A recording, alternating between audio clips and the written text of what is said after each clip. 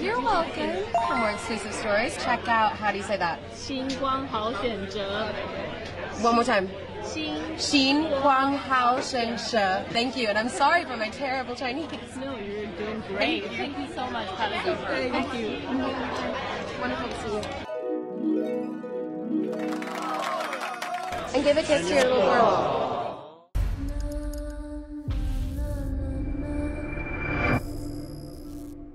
I think that they're quite alike, actually. They share a yearning, they share an ambition, a hunger.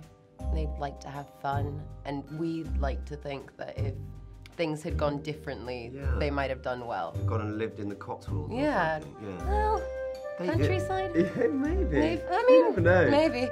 You know, take the car and the dogs. Yeah, fair. Now we have dogs? Yeah, well, exactly. And they like share, I sort of noticed last night, they share a sort of emptiness and an anger. Yeah. I was so struck by her rage. I thought it was really fascinating, actually.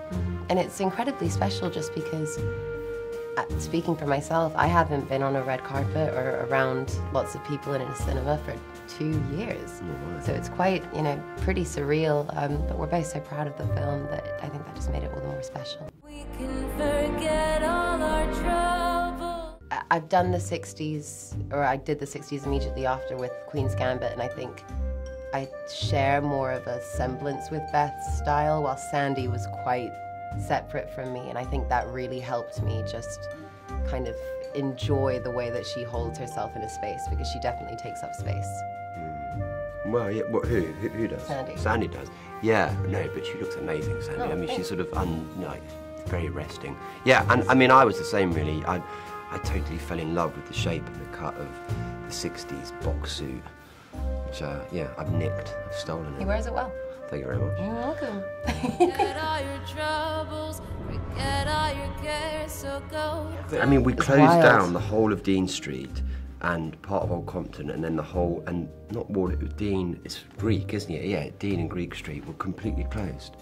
And what's magical about it also is if you're in the entertainment industry, you spend a lot of time in Soho. That's where a lot of the casting offices are. That's where you know, have meetings or go for coffee or whatever. And so having those memories now, like whilst we were walking through it, whilst it was all done up as 60s London, I remember thinking, oh, I'm going to remember this. Yeah, yeah. Like And the cars, we were sat in that car, weren't we? It was so great. This is so mad. And we were taking pictures of each other, I think, somewhere. Downtown, things will be great when A you're lot of stuff about Soho in the 60s, and then a lot of music, a lot of DVDs, and you just sort of pile into all that and soak it all up. It's really fun homework because it's not actually homework. Homework, You're just doing, yeah, you watching know, cool things films. that you enjoy. But he recommended a book that was brilliant called Ready, Steady, Go by Sean Levy, and that really helped put me in the mindset. place for sure. Downtown. I sort of never really make a film with a theme in mind, do you know what I mean? I sort of leave that for an audience to sort of decipher, pick apart and enjoy at their leisure, really. I just hope it's entertaining and scary. Yeah, I think the film doesn't spoon feed you, but it definitely presents a whole bunch of topics that merit discussion. But I think it delivers them, and maybe fun's not the right word, but entertaining for sure. You're not bored. It's a thrill, You're not isn't it? bored. It's once you're on the train, you don't want to get off it.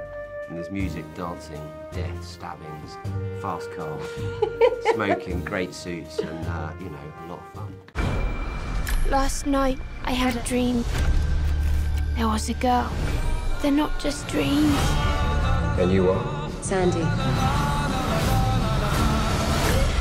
What did you see?